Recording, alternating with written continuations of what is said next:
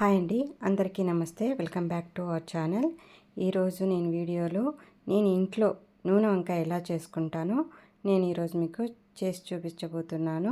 Skip చేయకుండా చూడండి, అప్పుడే తెలుస్తుంది నేను ఎంత క్వాంటిటీలో మసాలాలు తీసుకున్నాను, ఎలా కట్ చేసుకున్నాను, ఏ టైంలో వేసాను అనేది.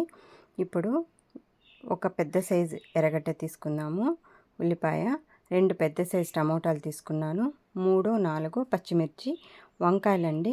అంకూర్ వంకాయలు అంటాం మేము, మా సైడ్ దొరికేటివి ఇవే. ఈ వంకాయలని తీసుకున్నాను నేను. అలాగే దీంట్లో మెయిన్ వచ్చేసి పచ్చి కొబ్బరి. అందరూ ఎండు కొబ్బరి వాడతారు కదా, నేను ఇందులో ఎండు కొబ్బరి కాకుండా పచ్చి కొబ్బరి వాడాను. వెల్లుల్లి గడ్డలు తీసుకున్నాను, ఎక్కువ వేస్తానండి నేను. 1.5 అంగుళం అల్లము, ఎక్కువ వేసుకోకూడదు అంతకు మించి, మళ్ళీ దాని టేస్ట్ మరి వేసుకోకపోయినా పర్వాలేదు కానీ ఎక్కువ వేసుకోకూడదు. పల్లీలు ఒక చిన్న కప్పు తీసుకున్నాను. ఇప్పుడు చిన్న పెనం తీసుకొని వేడి చేసుకుందాము. దాంట్లో 1 స్పూన్ జీలకర్రను, 1/4 టీ స్పూన్ మెంతులు తీసుకుంటున్నాను. మెంతులు వేసుకుంటే బాగుంటుంది. ఇవి కొంచెం దోరగా వేయించుకోవాలా. ఇది కొంచెం వేగాక మాత్రమే చెక్క లవంగం వేసుకోవాలి. అది ఒక 4, ఒక రంగులు మాత్రము చెక్క తీసుకున్నాను, ఒక 4-5 లవంగాలు తీసుకున్నాను. అంత మాత్రమే తీసుకొని వేయించుకోవాలి. ఎందుకంటే ఎక్కువ వేసినామంటే దాన్ని, ఈ చెక్క లవంగాన్ని ఎక్కువ అది డామినేషన్ చేసి మళ్ళీ మనకి నాన్ వెజ్ టేస్ట్ లాగా ఉంటుంది. అందుకని అవి ఎక్కువ వేసుకోకపోవడమే మంచిది. ఇప్పుడు నేను తెల్ల నువ్వులు ఒక 2 స్పూన్లు మాత్రమే వేస్తున్నాను. అంతకు మించి ఎక్కువ వేసుకోవద్దండి, ఎందుకంటే పల్లీలు ఎక్కువగానే తీసుకున్నాం కాబట్టి అదే సరిపోతుంది. ఇప్పుడు వీటన్నిటిని ఒక్కసారి గ్రైండ్ చేసుకోవాలి. వీటిని సపరేట్ ఒకసారి గ్రైండ్ చేసేసుకొని తర్వాత మనము మనము వేసుకోవాలి. ఇప్పుడు ఇలా గ్రైండ్ అయింది కదా, ఇప్పుడు పల్లీలు, పచ్చి కొబ్బరి, ముందే తీసి పెట్టుకున్న అల్లం, వెల్లుల్లి, చింతపండు, ఇవన్నీ ఒక్కసారి మిక్సీకి వేసుకొని మెత్తగా రుబ్బుకుందాము. నేను కొబ్బరి ఎంత తీసుకున్నానో చెప్పలేదు కదా. నేను కొబ్బరి వచ్చేసి ఒక చిప్పలో సగం తీసుకున్నానండి, తురుముకున్నాను, అందుకే కొద్దిగా అట్లా కనపడుతుంది. ఇప్పుడు మనం గ్రైండ్ చేసుకున్న దాంట్లో 1 స్పూన్ కారము, ఎందుకంటే పచ్చిమిర్చి ఆల్రెడీ వేసాం కాబట్టి కారము 1 స్పూన్ తీసుకున్నాను. ఒక స్పూన్ వచ్చేసి ధనియాల పౌడర్, కొంచెం ఒక 1/2 టీ స్పూన్ పసుపు. వాటిని కొంచెం వాటర్ వేసుకొని మెత్తగా గ్రైండ్ చేసేసుకున్నాను. ఇక్కడ మసాలాలో బాగా గమనించండి, 1 స్పూన్ మాత్రమే నేను సాల్ట్ వేసాను. ఇప్పుడు వంకాయలని ఇక్కడ నేను చూపిస్తున్నాను కదా, అక్కడ సగం వరకు తొటెంలు కట్ చేసుకోవాలి, కిందవన్నీ కొంచెం తీసేయాలి. ఇక్కడ బాగా గమనించండి, నేను టమోటా ఎలా కట్ చేసుకున్నానో. ఒక టమోటాని ఒక 4 లేదా 6 ఉప్పులు మాత్రమే చేసుకోవాలి. అవి పెద్ద సైజు ఇవి కాబట్టి నేను ఈ సైజు వచ్చేటట్లు మీరు టమోటాలు కట్ చేసుకోండి. అలాగే ఉల్లిపాయ, పచ్చిమిర్చి కూడా కట్ చేసి రెడీగా పెట్టుకోండి. ఇప్పుడు వంకాయలను తీసుకొనేసి 4 పాయలుగా కట్ చేసుకోండి. మామూలుగా మీకు తెలుసు కదా, 4 కట్ చేసి పక్కన పెట్టేసుకొని సాల్ట్ పసుపు కలిపిన నీళ్ళు ఇది, ఎందుకంటే లోపల ఉండే కసరంతా తీసేస్తుంది ఇట్లా నీళ్ళల్లో వేయడం వలన.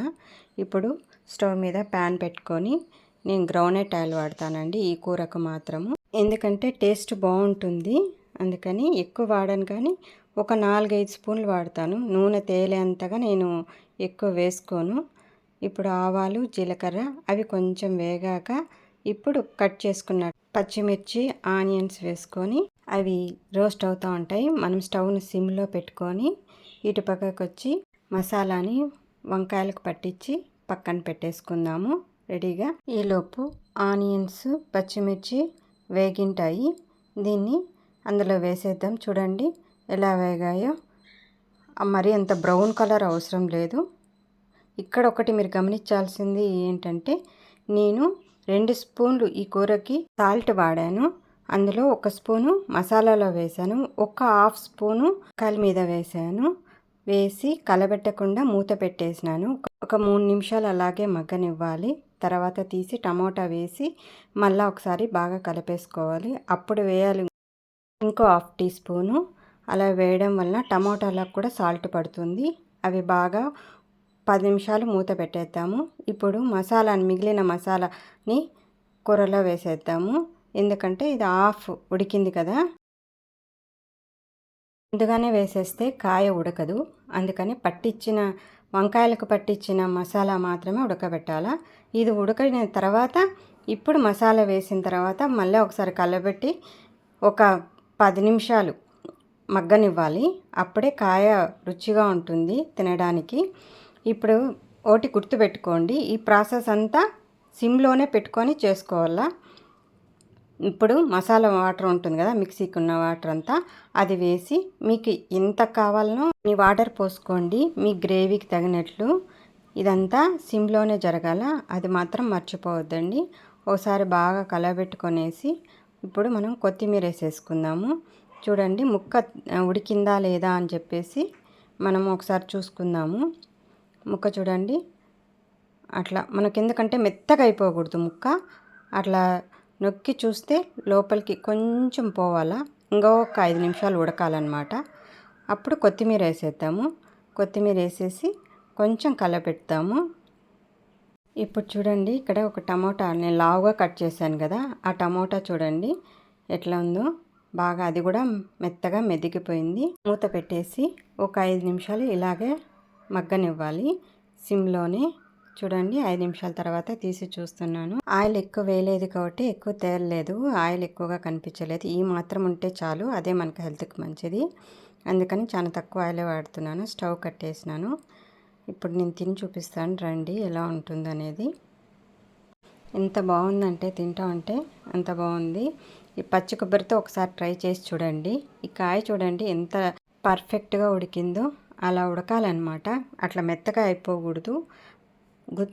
గుత్తొంకాయ అంటే ఇలాగే తినాలి మనము. నూనెంకాయని ఇలా కొరుక్కొని తింటేనే బాగుంటుంది దాని టేస్ట్. టమోటా చూడండి ఎంత బాగా ఉడికిందో. టమోటా ఒక పీస్ అది తీసుకొని తింటే ఏమన్నా అసలు అంత టేస్టీగా ఉంటుంది.